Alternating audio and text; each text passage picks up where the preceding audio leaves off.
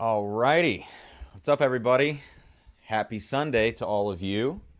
Give me a little thumbs up, just so I know that you can hear me, that my mic sounds good, and all that.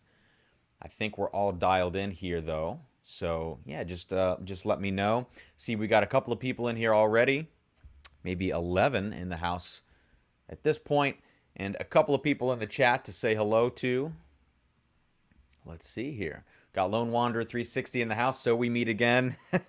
Yes, we do. Yes, we do. How are you doing, man? It's good to see you. JG says whiskey cheers. Cheers to you as well. I know it's another Sunday, another day drinking escapade here, but we're going to do it. We are going to do it. Rick, good to see you as well. Thank you for stopping by. Great, everything sounds good. Got the old thumbs up, so we're ready to go now. Alrighty, so first order of business, just really quickly. If you are here and you haven't liked the video, please just drop a like on the video. Let's get a couple more people in here.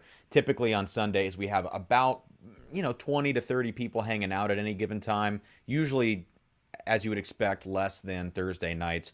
But if you would just like this video very quickly, we could get some more people in here, get a little more activity in the live chat going. So thank you all so much in advance for that.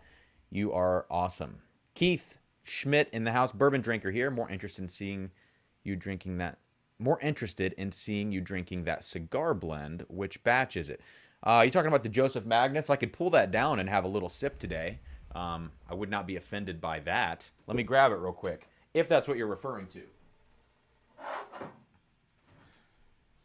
Yeah, I'll pull this out here. It would actually make a lot of sense today. We'll get a glass for it and all that.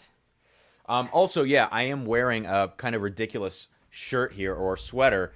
If any of you watch The Office, Dwight Schrute, Belschnickel, this is impish or admirable. Sarah bought us matching sweaters for Christmas this year, so it's a little late for a Christmas sweater, but that's what I'm rocking. Okay, Keith, so yeah, I'll pull out this cigar blend and taste it for you, and I'll kind of talk about why that makes a little bit of sense today for everybody else watching. But if you saw the thumbnail for this video, you would probably understand why. So let me know if you're sipping on anything. I know it's a little early, so no worries if you're not. I'm not encouraging any more alcoholism than there already is in the whiskey tube community. Okay, so I'm gonna say this, and Sarah and I aren't quite sure at this point, but we think that she might have brought home a little gift from the gym on Tuesday night in the form of the old COVID-19. So we're not entirely sure yet, but we are not feeling great. I'm definitely in better shape than she is right now. A couple days ago, she noticed that I was coughing quite a bit in here, and I didn't really pick up on it. And then I had like some tingling, and I was short of breath, and just some other kind of off things going on. And she declined way worse. On and off, she's okay, but she's got a lot of stuff going on in her head now. But she says it's not like a normal cold that she would usually get. And honestly, if she had a cold, I feel like I would kind of have the same symptoms as her, but completely different symptoms. And so this morning, I'm a little leery of my smell and taste. We're going to find out right now if I can kind of get through this. But yeah, like breakfast didn't quite taste the same. I didn't have the sharpness in my senses that I usually do. So anyways, for what it's worth, in terms of like overall feeling, I feel pretty fine. We got tested yesterday. We're waiting on the results right now and expecting them either tonight or tomorrow afternoon. But I didn't want to cancel this live stream and, act like the world was ending when I don't know. And honestly, it could be just some sort of random virus or sickness. So I'm curious to see, but I haven't really been out of the house in weeks because I've been practicing, and we get the groceries delivered and all that kind of good stuff. So I've been just working from home and hanging out, and she's been the only one that's out and about. So we think we could have the Rona from the gym, but we're not entirely sure at this point. But she went out and tried to do a little run, early afternoon today, and came back huffing and puffing, not feeling good in her lungs. So we will find out, but that's the COVID saga over here in the Leach household. Yeah, JG says, "Oh no, yeah, we'll see what happens. I have no idea, and we could just be overreacting, but I definitely have some swelling in my throat and a couple weird things, but not enough for me to need to cancel this live stream or anything." Rick says, "Have you tried the Kilkerran 16? I have the 12 and 8 cask. My wife will kill me if I start drinking now." Yeah, I always wonder what Sarah thinks about me doing these on Sundays. I haven't tried the 16. I've only tried the 8 cask strength, the one that everybody was like drooling about. The was it 57.1? Whatever was the sherry cask, 8 year. That was the one I tried when I was over at Jason's house a few weeks ago. But I've never really had any other Kilkerran stuff because it doesn't make it to Ohio. So, have you tried the 16, Rick? I'd be curious. Yeah, exactly.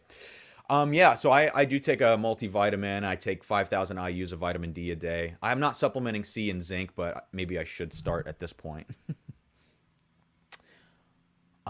Keith says, on Friday I picked up an Armagnac finished in Weller barrels. That's interesting, and I think I saw that online as I was browsing some Armagnacs the other day. And Rick couldn't get the Kilkerran 16. So, yeah, I mean, that sounds like maybe a kind of a one-off release. I've never heard of a 16-year from them. But, yeah, anyways. Okay, so that's all. Just a little disclaimer that I might not be able to smell or taste anything on this live stream. And we'll just kind of find out how this is all going to go. What we're going to be doing today. Oh, what's up, Sherry? Good to see you. Thanks for jumping in here. So what we're going to be doing today, I have a couple of new bottles here. All of them have finally made it in shipping, except for one. A buddy of mine was in Chicago this past weekend, and he's driving home right now. He's got a Glen Scotia 18 for me, but I don't have that one here. We'll do it on the next Scotch Sunday. It's fine. But what we do have is, first off, not a Scotch, but I wanted to taste it today. It's this Delord 25-year Armagnac. I have never had any Armagnac until I cracked this open last night, basically. I've had, as you can see, one dram of this. And I've been wanting to try some Armagnac because I love Armagnac finished bourbon. So we've got this here. And that's going to be the first one because it's only 40% ABV. And then because of Keith wanted to...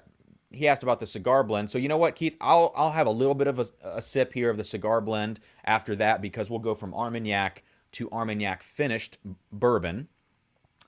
And then the other scotches that we're going to be tasting today, we have right here the Glen Scotia Double Cask, $50 or $60 bottle. The Glen Scotia 15 years, one of my all-time favorite daily scotches. Really incredible. Like I said, I have an 18-year on the way. I'll get to next time we do one of these. Then we're going to go to the Glendronach Portwood. This is the non-age stated version, the 2020 release. There was a 10-year age stated version before, but I don't have that. So I've got the Glendronach Portwood, and then back here in the back, the one I'm most excited about, and the one that I haven't cracked, because I tried all of these yesterday, just itty-bitty pours, is this Glen Scotia Campbelltown Festival special release. It's a 14-year tawny port finish at cask strength, and it is peated. 52.8%.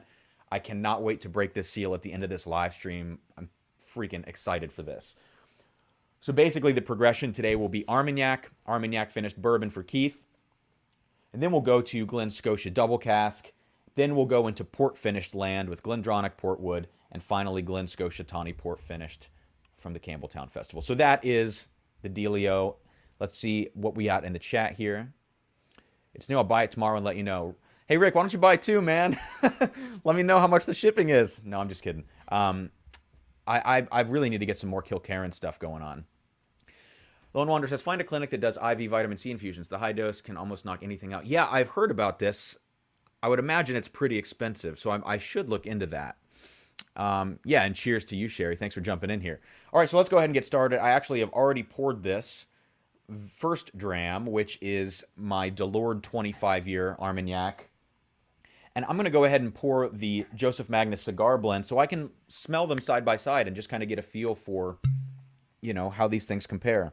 I'm not sure with the Joseph Magnus what brand of Armagnac, or house, I should say, Nancy Fraley sources her barrels from. I have no idea, but I'd love to ask her and find out. But yeah, the Delord 25 seems like a pretty standard Armagnac release. And at 60 bucks, it's an amazing value. So let me know if you've tried any of this Delord 25. DC says, just got the notification. Oh man, what's up? Good to see you. Yeah, you missed the little disclaimer at the beginning that I might have the old Rona, so we'll see if I can smell this. All right, guys, here we go. Delord 25 on the nose. Let's check it out.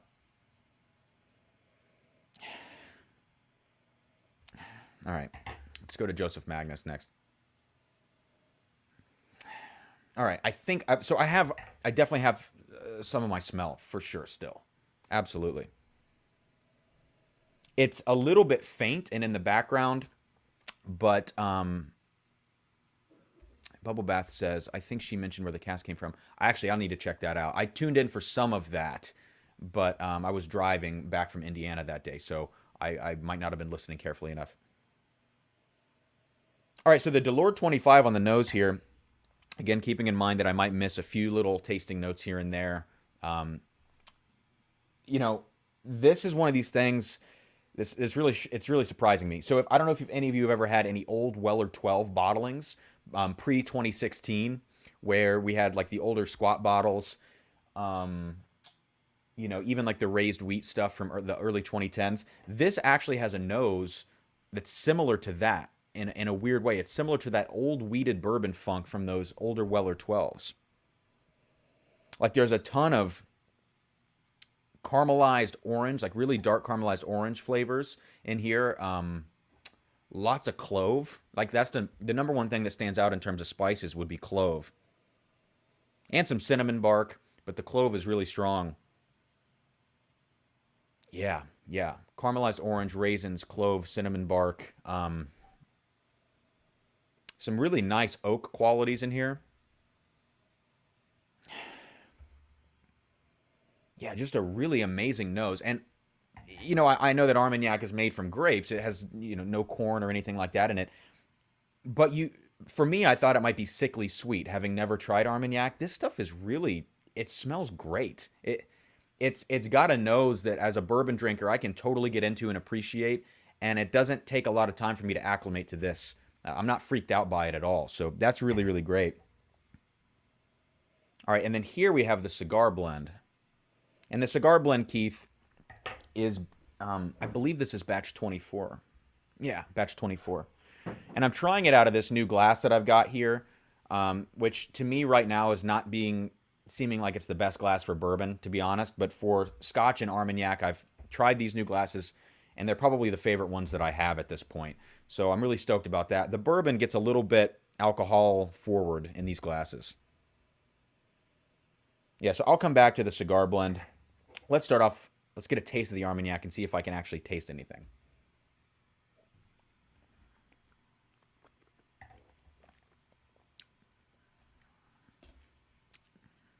Yeah.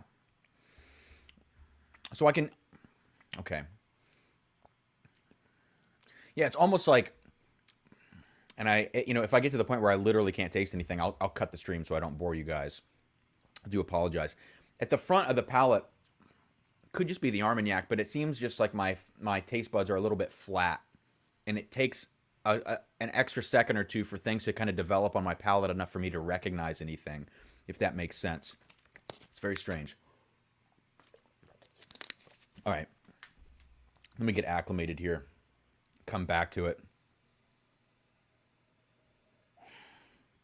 Yeah, really, really great. I'll give you some tasting notes in a second. I want to see what it says here on the bottle. Cocoa, spices, vanilla, raisins, walnut, and cinnamon. Yeah, all those things make a lot of sense here. I tried this Armagnac last night as an after-dinner drink, and it was a great after-dinner drink. All right, here we go.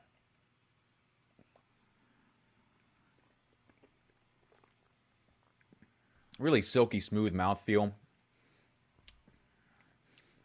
First thing that I get hit with up front is a lot of that raisin characteristic. Once that kind of fades away, you get into a lot of these caramelized orange flavors. And the spice in the Armagnac, I don't know if you guys have had this experience with it before. It's not like it's punching me in the face up front, like a lot of bourbons with baking spice in them would hit you up front with that baking spice. I'm not really getting that with this. It's almost like the spice kind of develops in the mid palate, and it almost just waits around until you swallow, and then the spices get into the finish a lot in terms of the prickliness of the spice. The actual flavor of the clove spice and cinnamon is in there without the prickliness in the mid palate. I don't know if that makes any sense, but it's a different overall kind of experience in drinking bourbon. I really like this a lot. But I think what would be hard for me with the Armagnac would be drinking a lot of it at a time. Like for me, it's like a port or a sherry where after dinner you might have an ounce of this stuff. But I couldn't sit and, chug this stuff down at all.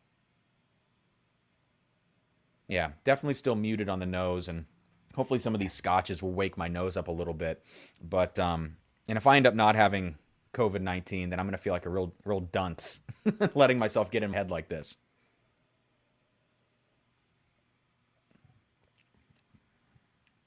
Yeah. Anyways, this 40% Armagnac is really, really gentle. So I just wanted to taste that on here. Ask you guys if any of you have tried any Armagnacs before. Be curious to know your reactions. But let's go to the Cigar Blend now and see how these things relate, or if I can even tell how they relate, to be honest. All right, so that bourbon thing is... The corn now stands out so much after you try the Armagnac. It smacks you in the face. And the nuance that I normally get on the Cigar Blend when I smell this after drinking other bourbons, that nuance is totally lost now because it's so much stronger and more present than the Armagnac. Jay says, if you're not feeling well, don't worry about... No, actually, I feel fine, all things considered. I was pretty lethargic 2 days ago when I kind of noticed these things, which I basically noticed this on Friday morning after the last live stream. And I was like, well, maybe it's because I was having a live stream and drinking last night, and it hasn't really gone away since then. So, and now that Sarah is like legitimately sick, I'm like, okay, we probably got something here at least. No, I actually feel fine. It's just like kind of disappointing when you can't quite get the smell that you want out of something or that you're used to. So, no, I don't have a temp. I haven't taken it, but I usually, when I get a fever, you can really tell, you get that feeling in your body. Don't have that, so we'll see. It might not be Rona. American Brandy, Copper and Kings. I've never tried any of their stuff, actually, so I need to get my hands on some of that. I love all the stuff that Bardstown did with Copper and Kings, so besides the Oloroso Sherry, that one wasn't great. Yeah, there's actually a little bit of nuttiness here inside of this Magnus Cigar Blend. Tons of spice and nuttiness. I need to get this on my palate before I come back to the nose. Thankfully, the nose is really strong on this, and I'm totally able to get a lot out of this glass, so that's encouraging for me.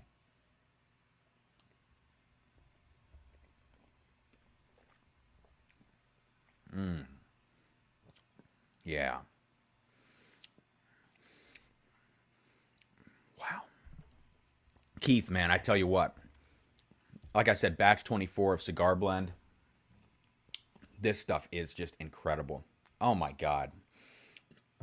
The nose here, after drinking the Armagnac, it's not like, oh my God, that smells so great. On the palate, though, you get all of that beautiful Armagnac influence with those, those dark like fig notes, the raisin notes, all that kind of stuff. But the MGP really shines through here. Like the spice component, the green sort of herbal qualities of the high rye MGP with that Armagnac mingle very, very well together. It's like herbaceousness plus a lot of those Armagnac qualities that I'm getting here from the Delord, kind of figuring out how MGP bourbon and an Armagnac, maybe similar to this Delord 25, would interact together. Really interesting to try these side by side. Yeah, yeah. Gosh, Nancy Fraley is just incredible.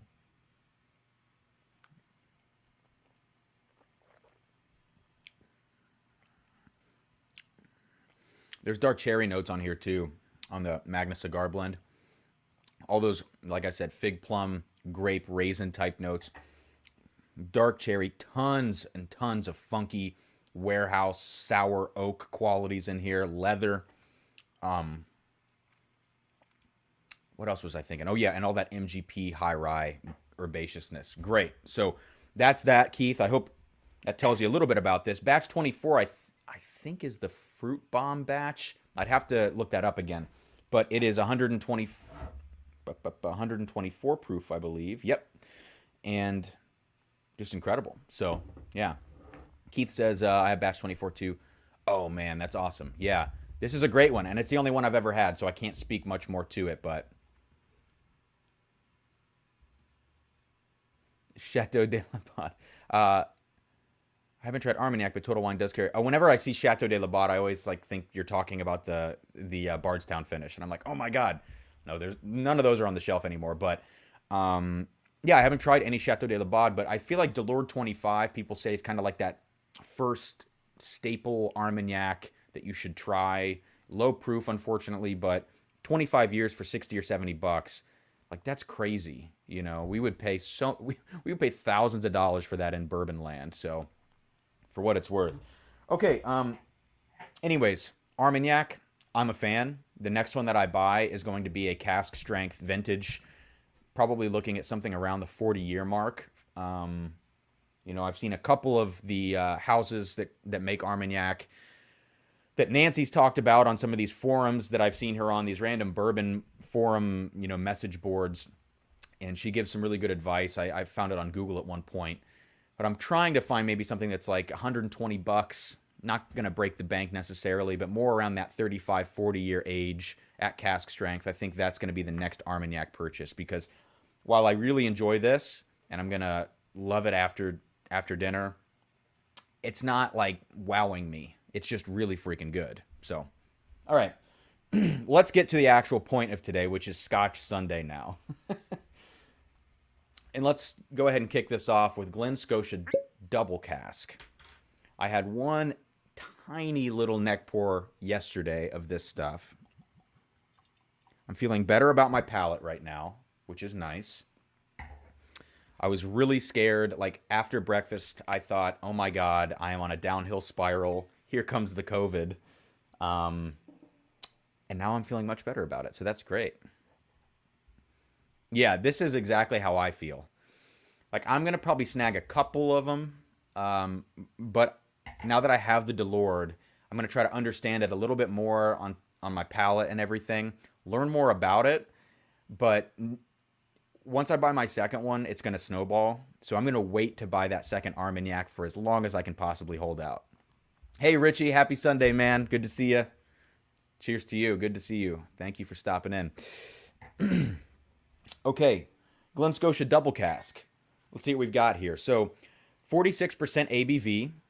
Glen Scotia, as some of you might know, this is a Campbelltown distillery, which now, at this point, only has basically 3 distilleries in Campbelltown. We have Glen Scotia, we have Glengyle, and we have Springbank, and they have, you know, subsidiary companies underneath them. Springbank also makes Hazelburn, which is their triple distilled unpeated. Springbank is twice distilled, mildly peated, and then they also make Longrow, which is their heavily peated, I believe, double distilled product. And then we've got Glen Scotia, which is a little less funky than the Springbank stuff. And then there's Glengyle, which actually produces Kilkerran. So I believe I've got all of that right with my Campbelltown distilleries. And Kilkerran is the single malt that comes out of Glengyle, but Glengyle does certain blends, and I think they produce for some of the blending, the blended market. But again, I could be wrong about a couple of those details, but basically 3 main distilleries in Campbelltown. And for me, Glen Scotia is the sleeper. Everybody loves Springbank. I love Springbank. But Glen Scotia does some really killer stuff. So it's just not quite as funky. Yeah, Richie saying what's up to everybody. Good to see everybody in here. And yes, Rick, I need a cheap hobby. Peter, what's up? Good to see you. Was not a big fan of Glen Scotia Double Cask. Yeah, my one sip yesterday was interesting. And so I'm excited to try it again here and see what we get. It is finished in mature American oak. Not sure if that means refill or not. They're using the word mature. That could mean it's been used before, or maybe that means it's just old wood. I don't know. So it's finished in mature American oak and Pedro Ximénez sherry casks. That is where the double casking comes from. It is non-chill filtered, but it does not say natural color. And we all know that Glen Scotia loves to tout its natural color and non-chill filtration. If they don't list it here, this means it's colored, I would have to surmise. And for a $50 product, that's probably okay.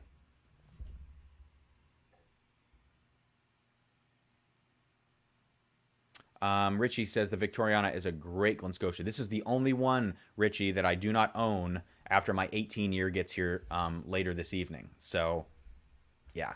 But I'm looking for the cask strength version instead of the 51.5% Victoriana. So if you ever get a lead on that, please let me know. I will pay shipping. But it seems like that might have been a European-only release at cask strength, which I believe is 54.2%, if I'm not mistaken. So, I don't know. Okay, wow. So this double cask is shocking to me. Absolutely shocking. And let me know if you've had this in the live chat, please. Wow. So with Glen Scotia, with any of these Campbelltown malts, you expect a little bit of that funk, that briny salinity, that sea air that's going on in there. But you also get a little bit of like that, God, how else do you describe, like old rope characteristic, or like kind of dry rot. Like there's a little bit of this weird funk that goes on with these Campbelltowns, and Springbank is the most notorious for that, I would say. Long Rogue has that, but the peat kind of dominates more in that blend, or in that malt. The Glen Scotia is more reserved typically on the funk, and this is maybe the most reserved Glen Scotia I've ever had in terms of its peat quality and its funkiness. It's like vanilla biscuits, like cookies, like vanilla little like cookie type things, sugar cookies. That's what I'm trying to say. This is like sugar cookies on the nose. It's very vanilla frosting heavy, like buttercream. Not at all what I would have expected from a Glen Scotia product. And Peter, I can see why you would say this. This is very sweet and confectionery on the nose. Now behind that, you can start to get a little bit of raspberry, I believe, in here. Like I'm kind of getting some of these light berry notes, light red fruits. But on the top of this is entirely like that sugar cookie, buttercream type characteristic. Wow. And behind that is that salinity that you would expect from a Campbelltown product. Like the briny sea air is in the Glen Scotia Double Cask, but it's not at the forefront. It's really, really in the background. And the 15 year does a better job of mingling the Christmas cake spices of the sherry cask influences and the proof and the salinity slash peat funkiness. The 15 year mingles all of those things together better. This is distinctly sweet on the top with a background layer behind it. It's not as integrated on the nose. DC says PX influence could have influenced the brine and rope notes.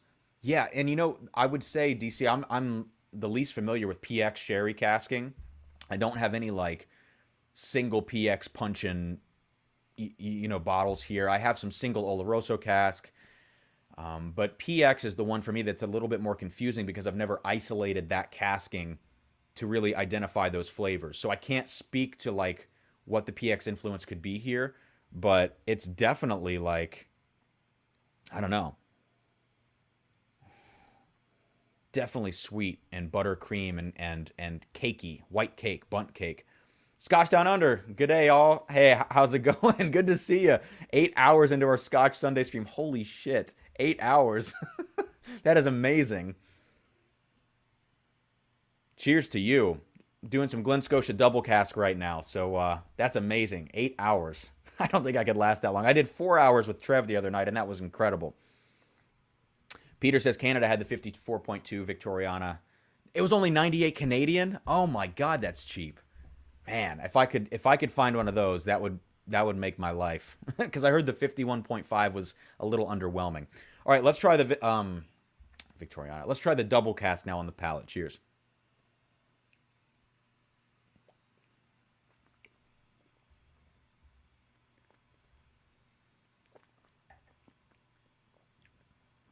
Ooh. That was great. This is one of those scotches. Sorry, I just want to enjoy this. Give me a second. Wow. All right, Peter, I know why you might not have been thrilled by this. And going into it expecting that Glen Scotia 15 profile that I love so much, I wouldn't be thrilled by this either. And I don't know exactly kind of what your benchmark is or how our palates differ. For me right now, that was a great sip. Here's what I'll say. Some scotches for me, you need to take bigger sips of them. You know, you need to like get more liquid in your mouth because some of them are just a little bit more delicate than others. And for me to kind of get the full experience, if you take a smaller sip and rinse it in your mouth, that's great. You're coating your palate, but your saliva will dilute that and dumb that down too quickly. And for me, sometimes I need bigger sips. And this double cask from Glen Scotia is one of those that I need bigger sips of to fully appreciate all of the spice elements and all of the light peat notes in the background, to appreciate those more fully as opposed to just getting that front of palate or that top of the glass sweetness that you have here. So for what that's worth, that's what I would say. Good day. Agreed. Big fan. Yeah, the 15 is just a absolute great value is what I would say. It's not blowing me away, but it's one of my favorite everyday sippers in terms of scotch. Really, really good.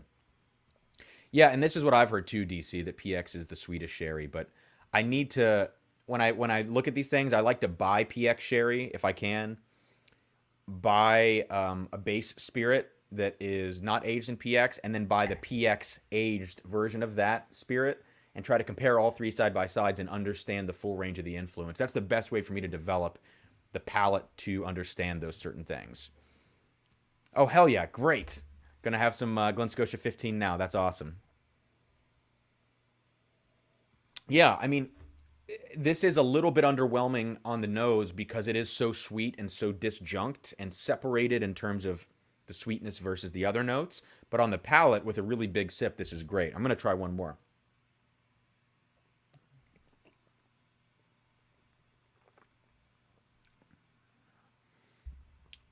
I will say it's a little bit flat. There's not a lot of life to this one on the palate. But again, we're talking about a $50 bottle. And in Scotch land, that's not that expensive. In bourbon land, that's a pretty decent MSRP. You know, you're talking about some great products at $50. But here, not so much.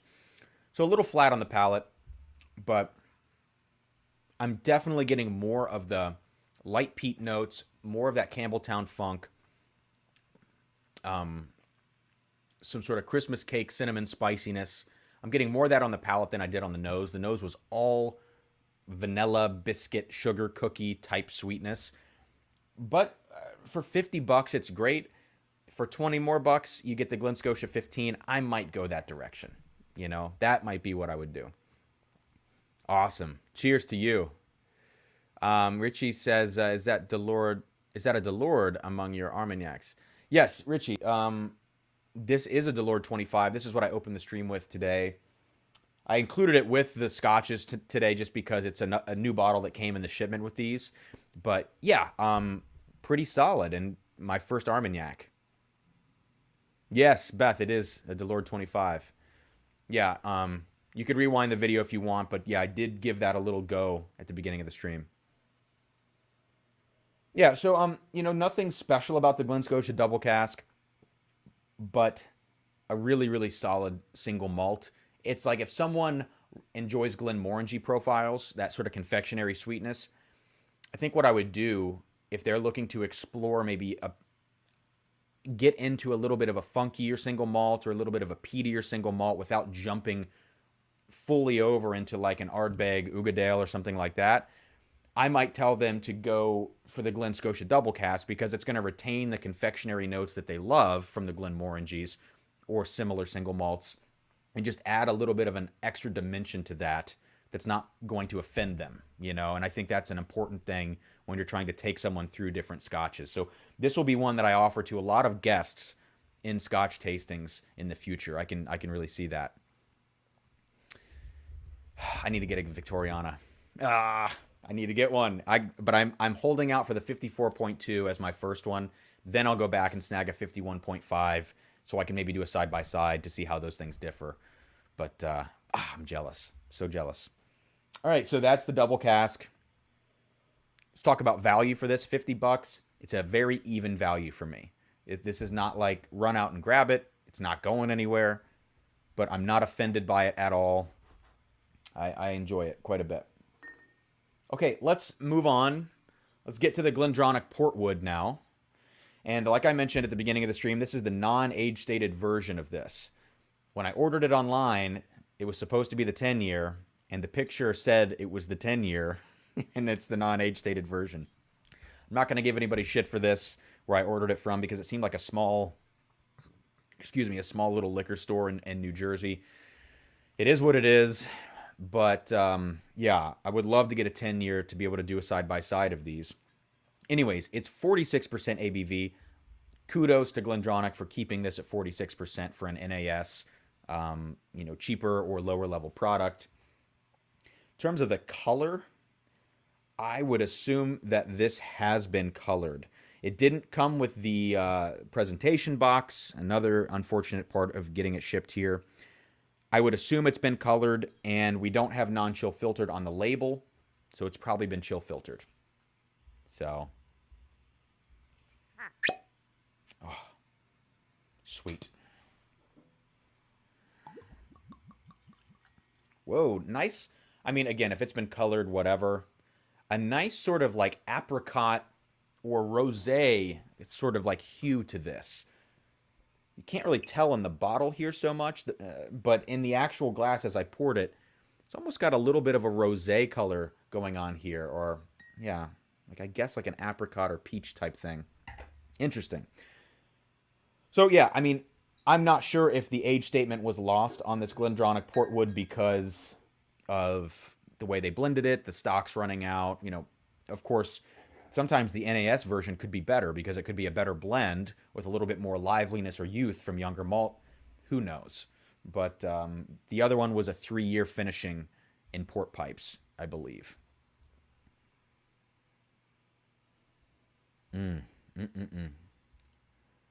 Lone Wanderer says, I'm still an entry-level Scotch drinker, so maybe I'll have to try this one. 50 is in the good price range. Yeah, hey, and if you have any, like if you're not sold on Scotch, or maybe if you know a certain Scotch you like, shoot me a message. I would love to talk Scotch with you because I love giving people recommendations based on other Scotches that they've tried. The double cask is a great $50. I always point people to Glenmorangie 10 or the some of the finished Glenmorangies in the core range, but Oh, Beth Higgins says Allardyce all the way. Yeah, I have a 24-year Allardyce back there, a 22-year Allardyce. That's some of the best stuff ever. And because of the distillery shutdown, we get some really old stock there in those bottles. It's amazing. DC says Copper Penny. Yeah, that's interesting. Yeah. It's still got a little bit of this extra something going on here in the color, though. Chris says it's non-chill filtered, no color. It's on the 10. Damn it. See, I wish they would put things on the bottle, too, instead of just on the 10. That's good to know, Chris. Thank you for pointing that out, and I should have looked that up. You're in oh, here we go. I missed this. Pokes head in from Scotch Down Understream. Hey, everyone. No, I think you're just supporting everyone. So mute me or turn subtitles on for somebody if you can do that. Glendro doesn't color any of their Scotch. Okay, I did not know that. I knew that all of my other bottlings were that way.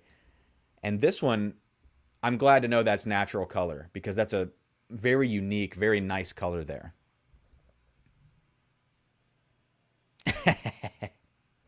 That's hilarious. All right. So on the nose here with this Glendronach Portwood, it's very sweet and very nutty. And I tend to get this on some other port finish scotches, like Tomatin 14. Get a little bit of that. The Glenmorangie is maybe not quite as sweet as this, actually. This has a little bit of that, like, almost that Speyside characteristic in here. Almost that monkey shoulder. I know if I say that, you're going to think I'm crazy because I hate monkey shoulder. But a little bit of the monkey shoulder sweetness and that almond kick from monkey shoulder could be in here. But it's a very sweet scotch here. There's like some green apple and pear on the top. There's some raspberry jam. I'm finding almond. Could be some walnut in here. There's definite cocoa powder or maybe slight milk chocolate. It's sweet and sour at the same time on the nose. This is great. Oh my goodness. Trev, what's up, man? Go hang out with Sarah. I thought you guys were out and about off the grid right now. What are you doing in here? What are you doing? Yeah, okay. And there's definitely some vanilla frosting on this one as well. This Glendronach Portwood. So test it out on the palate here. Cheers.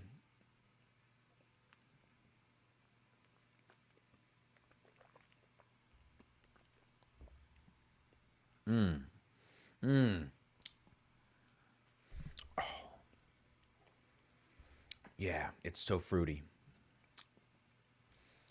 And some great spice. Oh my God, some really great spice in here. Especially in the development as we transition to the finish. As it's working its way down, the spice in this Portwood is very, very good. And for those of you who know me or don't know me, I am a Glendronach fanatic. All of their sherry aged stuff is some of my favorite scotch on the market. Oh, that's great. And this is another one of those, like, and maybe it's because I've been drinking a lot of cask strength bourbon recently. I need bigger sips on the palate to really appreciate this one. It's a little bit of a lighter scotch. There are some youthful notes in here. Unfortunately, it's no secret that this is probably decently young, between, I would say, 8 and 10 years. But even with that being the case, it's absolutely delicious, but I need a little bit of a bigger sip to fully appreciate all the flavors. Chef says, just a short little weekend getaway, no worries. Good. Well, it's good to have you back then, if you are back from that. And I hope you had a good time, man. Lone Wanderer says, somebody gave me a heavy smoke peat scotch a long time ago, and I never wanted to try anything else. It's like handing a new... Yeah. I fully understand. Yeah, I think getting into the Glenmorangie thing is my best recommendation for a lot of people. Or Glenfiddich 14, the bourbon barrel, the Blue 10. That's a great one to get into as well. But you might work your way into peat, and you might not. You know, it just depends on your own personal preference. Yeah, this is great. I mean, there's such a range of fruits in here, from, like I said, green apple, pear, to like this raspberry jam characteristic, to cocoa powder. This great spice. On the nose, the spice is a little less obvious. On the palate, it's very, very much there. So, yeah, the cocoa in here is great. It's like, I mean, literally like that hot chocolate Swiss Miss powder. If you ever smell that, it's got it in here. Let me see what the tasting notes actually say on the bottle. On the nose, we have Victoria plum, bramble, and strawberry jam with top notes of cherry blossom and honeysuckle on a base of sandalwood and ginger. That's a lot of notes. Holy crap. I can see the ginger. Yeah. Okay. What that tells me is basically sweet and sour with a floral quality on the nose. If I'm just going to break those tasting notes or those nosing notes down, sweet, sour, and floral. And that's exactly what you get. I should have called the floral component earlier, but alas, I did not. Palate, layers upon layers of rich fruits, blackberry and roasted apple crumble. There's some apple in there, blackberry, freshly baked gingerbread developing into baked orange and black cherry back note. God, they're so specific. Holy crap.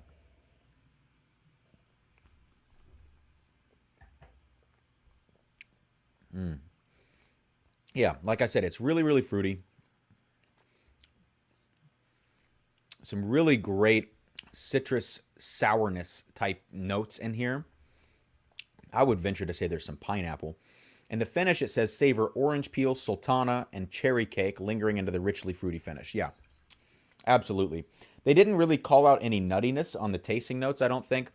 I do still get some almond in here, or maybe some walnut as well. So, for what it's worth. All roads do lead to peat. It's like cask strength bourbon, you know? Everybody ends up there one way or another. Peter says, picked up a Cavalant Solis Port cask. Have not opened it yet. God, I would. That sounds like something to die for. So expensive, though, usually. So, Libation Exploration. Petey Pete, I know you not. Let me learn. That's hilarious. All right, so for me, the Glendronach Portwood on the nose is a little bit too sweet for me. 10-15% on the sweet side, which for me places it as a certain kind of drink. Like I know where in the evening I need to drink that, or with a meal. Like you have your sweeter drinks for certain times of day or certain moods that you're in. This is one of those for me.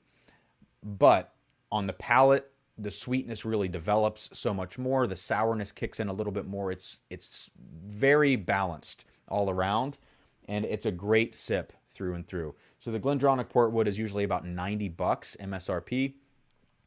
That might be a little expensive for what it is in my book. I might want to stick more around the $60, $70 range for this. You'll probably never see that. But if you're into port finished stuff, if you're into the Tomatin 14 specifically, this is like an upgraded, better version of Tomatin 14. So there you go. Yes, but is it a royal almond? That's funny.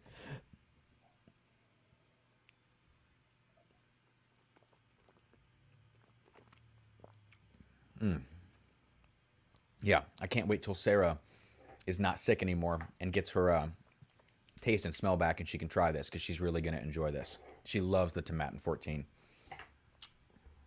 Alrighty, let's go ahead and move on to the final pour of this live stream, and probably the one that I'm most excited about. And that is the Glen Scotia Campbelltown Malts Festival 2020, limited edition Tawny Port finish. This is 14 years old, peated, cask strength at 52.8%, which is why I've saved it to the end. Non-chill filtered and natural color, all of the good stuff that you want. I'm not going to read the tasting notes and spoil it.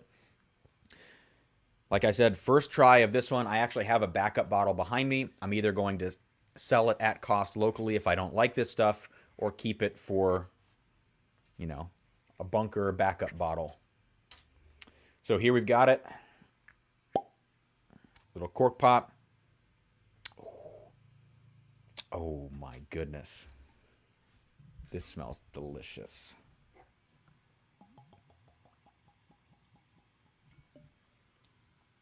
Nice. Nice, nice, nice. I am so excited about this. The Campbelltown Malts Festival, I don't believe happened because of COVID this year, but I think they still released this special edition.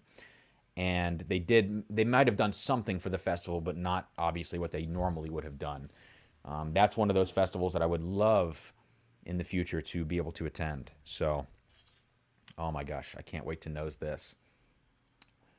Who do we got in the house here? Emily Chambers jumping in. What's up? Good to see you. Scotch Down Under says, jealous. Yeah, I found this online. We're supposed to be getting it here in Ohio.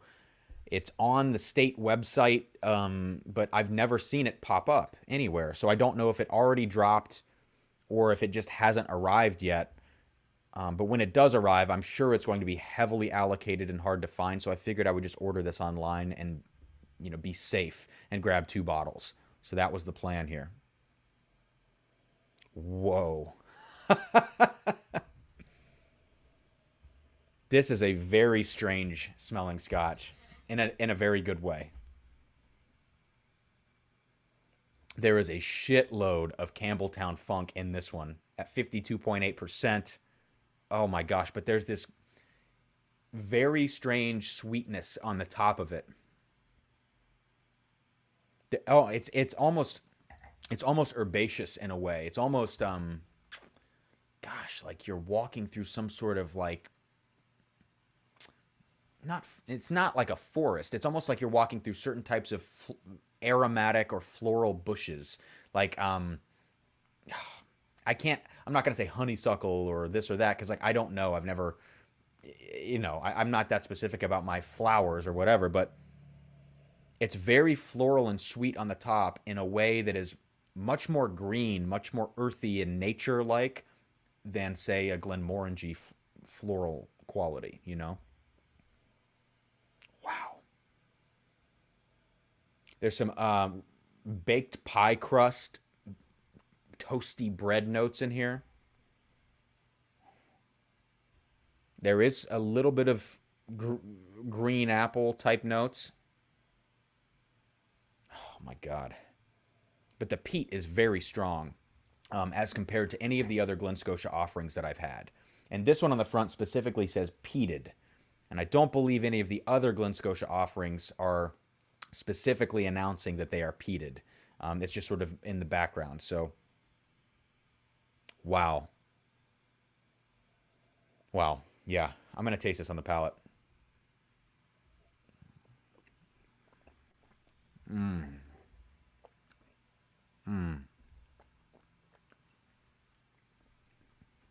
Oh my God.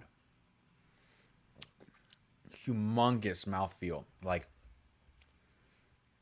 so dense and viscous and oily and rich, and it's like so mouth-watering.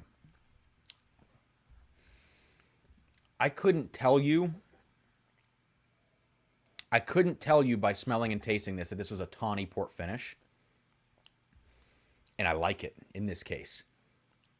It's almost so well integrated with the funky Campbelltown notes.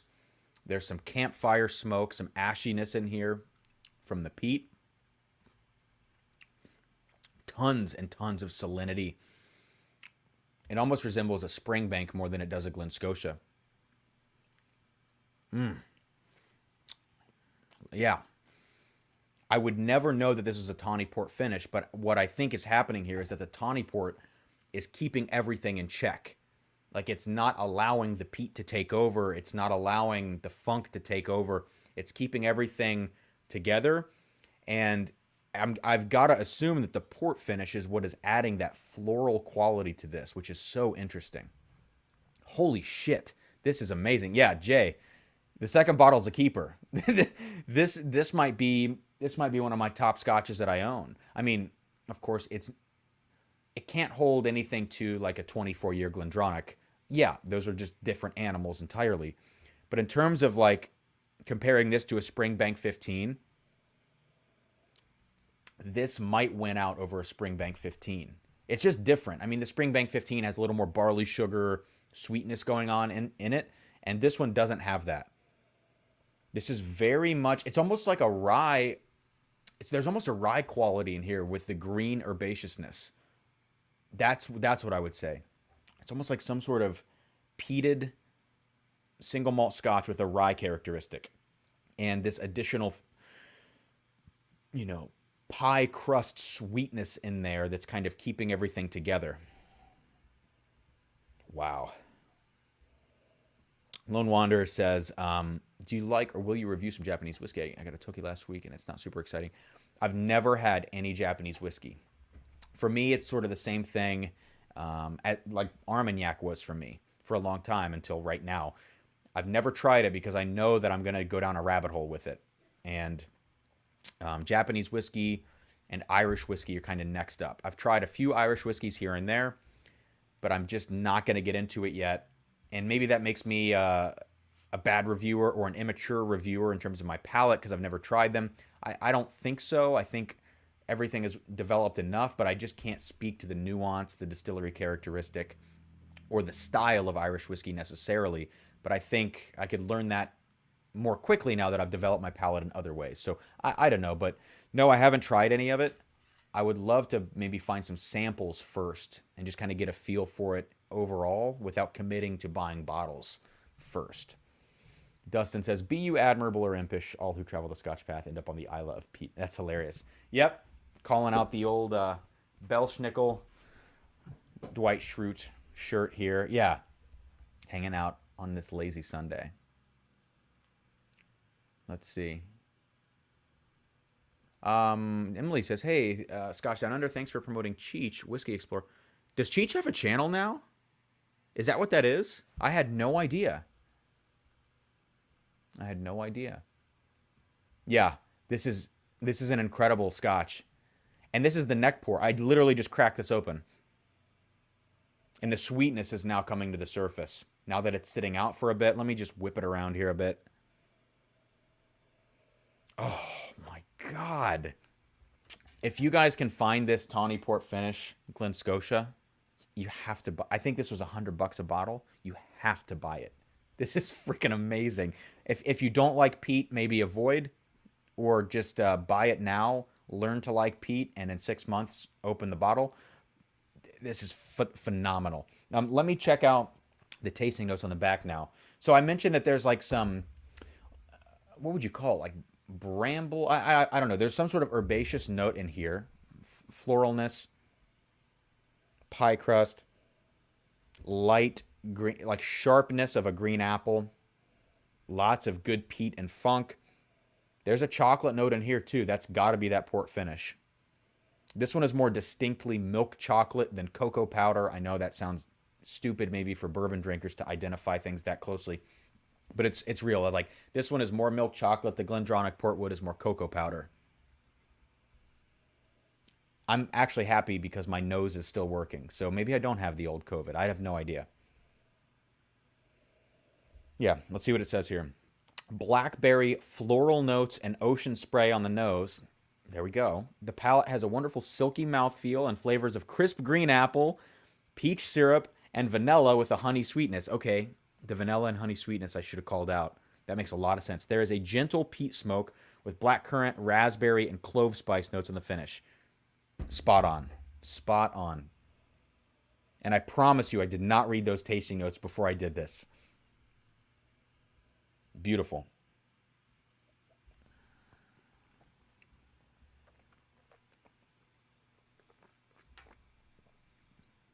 Oh my God. I'm going to be really, really curious. Oh, the black currant is so there. Yeah. Yes. Blackberry.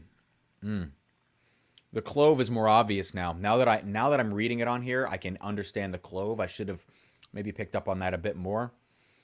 The honey and vanilla sweetness, yeah. This is incredible. I'm thinking that the more that this sits in the bottle, gets some air into it, gets maybe, below the shoulder, that this thing's going to sweeten up and the peat is going to die down a little bit, and that's what this bottle needs. It needs the peat to go away 10, 15%, oxidize just a bit. And I cannot wait for that because I think that's going to be an amazing representation of what this thing can do. I am thrilled about this bottle. One of my best. I'm a little disappointed about maybe the Glen Scotia Double Cask. It's fine. The Glendronic Portwood is very good. But again, not earth-shattering or anything. The Delord Armagnac, a great introduction, but still not rocking my world. This is rocking my world. So I am just stoked. I am just stoked. Aiden is on break at work, but I was able to make it. Good to see you, man. Thanks for jumping in here. Always working. Always making them bucks. Cheech, yeah, that's his channel. So he's prepping for a live launch. That is friggin' awesome. So, excuse me, I've got the Scotch belches. Bruh, gross. Whiskey Explorer is what it looks like the channel is. So I'm going to have to check that out, and I'm going to pump that up as much as I can. That's freaking awesome. Great. All right. So let's recap very quickly. Whoa, what is this? Whoa. What is in this glass? Some of these things smell very different to me now. Okay, that's the Joseph Magnus Cigar Blend. This is the Delord Armagnac. This is the Portwood. What is this? And that is the Double Cask. Interesting. Okay, so let's recap very quickly before I jump off here. Aiden's got to fund his collection somehow. Yeah, I feel that. All right. Now that these things have been sitting out for the entire duration of the stream, the Delord 25 Armagnac. Yeah, same things as earlier in terms of like those dark orange notes, the caramelized notes, the raisin, the clove, cinnamon bark. This has a lot of like honey or syrupy notes in it now. The longer this Armagnac sits out, the more it starts to feel sticky sweet, and it starts to smell like a syrup, if that makes sense. Yeah, very, very good. But lackluster on the palate in terms of mouthfeel. 40% ABV. You got to expect that. Next up, this is the Glen Scotia Double Cask, which now, after trying these others, smells like a 10, 12-year-old Glenfarclas or Glenmorangie, something with some barley sugar, confectionery sweetness on there. You know, a little bit of that sherry influence, but not much. Obviously, that'll be more the Glenfarclas direction as opposed to the Glenmorangie. Smells very, very sweet. And on the palate, just a very light background with salinity and peat smoke in there. Because I've tried now this other very peated whiskey today. At $50 to $60, the Glen Scotia is a fine deal, especially if you want to dip your toes into something a little bit funkier as a sweet Scotch drinker. The Delord is a great place for me to start with Armagnac. I can only speak for myself. Third up, this Glendronic Portwood. Yeah, all of those jammy, fruity notes on here. Very, very good. Some of that nuttiness.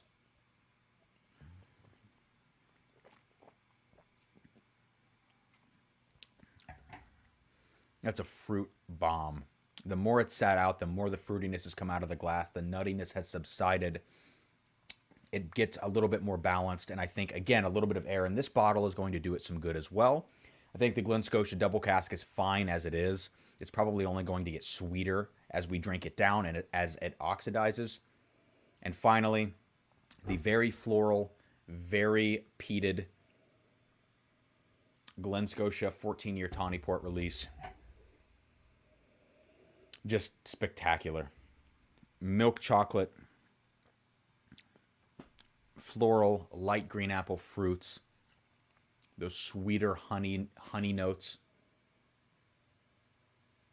dark berries.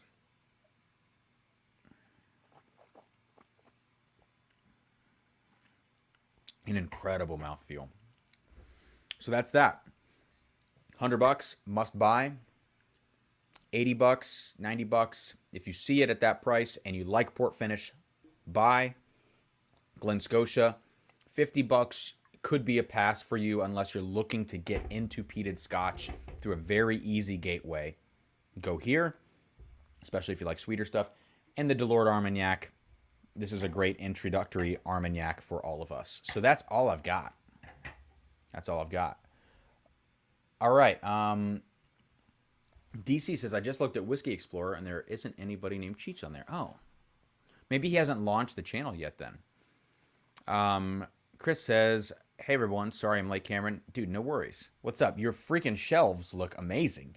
Holy crap. Like, that picture you posted, it looks like a freaking, like, are you 75 years old and do you smoke pipes? Because that's what that, like, if that room had a fireplace in it, which actually it might on the other side, I don't know.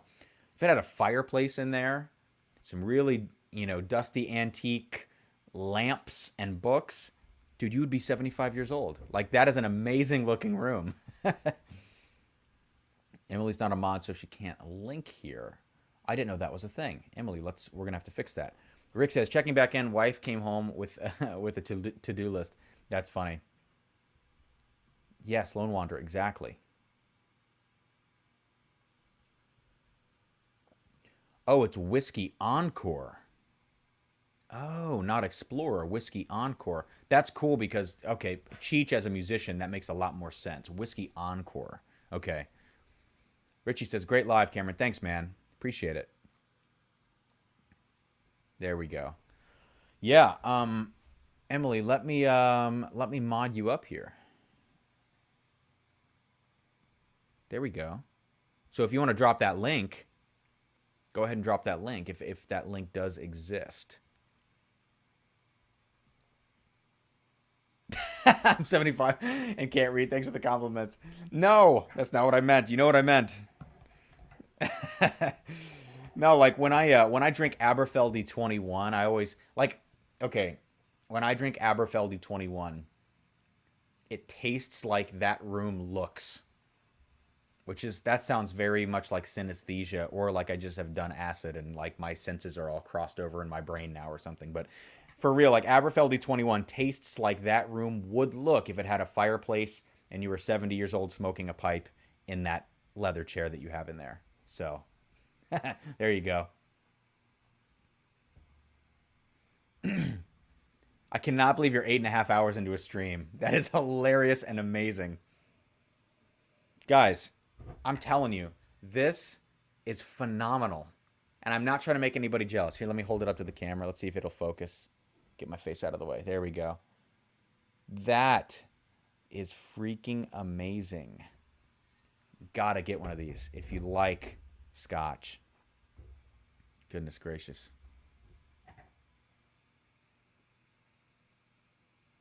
Yeah, Richie, sorry. I feel like I don't know the ropes with the people that should be mods and who are not mods. And honestly, I'm just looking at my StreamYard feed as opposed to my YouTube live chat stream. So it doesn't show me who is a mod on here, I don't believe. So yeah, thanks for letting me know, Emily. Yes, everybody in here right now, all 23 of us, if you haven't subscribed to Cheech's new channel, please go sub. He's a drummer, a member of the Whiskey Tube community since way before I was ever around. So go check that channel out. Subscribe to it, please, please, please. Yeah, if it wasn't, well, I don't know what shipping is like to Australia. I would gladly send you a sample, but good Lord, I'm sure that shipping is just crazy expensive. All right, guys, well, I think I'm done here. It's been about an hour and 10 minutes, it looks like, and I don't have anything else. A really great Scotch Sunday with some new bottles from me. Very happy about the way this purchase turned out, because Scotch ain't cheap, as they say. What do we have coming up? Let me think about this real quick. Thursday, I am not doing a live stream because I have a rehearsal that night on this brand new piece that I'll be premiering at the end of March. I have been thinking about going live late Thursday night. I want all of you to let me know right now, if you know off the top of your head, is there anybody at the 10 p.m. Eastern slot on Thursday nights?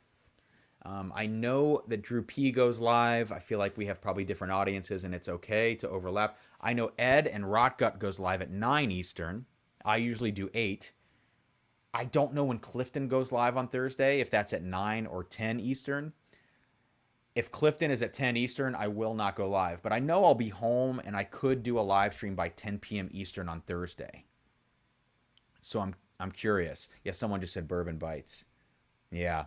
Okay. I couldn't remember when Clifton went live. So if it is at 10 p.m. Eastern, I will not go live on Thursday because of this rehearsal. And Wags was talking about it. Okay, so there will be no live on Thursday, officially. There will be no Scotch or Second Chance Sunday on Sunday either, because I have a rehearsal at that time as well, which is unfortunate. So the next time I will be live on this channel is going to be March 11th. That sucks, but it is what it is. March 11th is my next live here. But March 5th, Friday night, 10 p.m. Eastern Time on ADHD Whiskey's channel, Matt Friggin Porter with Trev Wilson. We are doing a head-to-head blind flight challenge. I'm sure you'll see that popping up on Matt's channel at some point here. Matt has sent us blind flights, and we are going to be doing that on his channel March 5th, Friday night. So I'm super stoked about that, and that will be the next time that you see me go live. Otherwise, I'm going to be dropping some videos this week, so keep an eye out for those. Tuesday is going to be a Bellmead comparison between the old cask strength releases and the new 108.3 proof release. So that's what we have coming up. Bubble Bath Bourbon. Let's see. Holy smokes. Yeah, you have channels in there that I don't even know about. That's crazy. Great. Okay, so I will not definitely be going live on Thursday then. But there we go. Yes, DC's right. The thumbnail is amazing for this live blind flight against Trev on Matt's channel, ADHD Whiskey, so it's going to be friggin' awesome.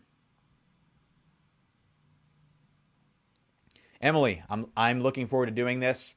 My March is a little crazy right now in real life outside of Whiskey Tube, but I'm going to be booking some or planning. Should stop saying booking. That's music speak.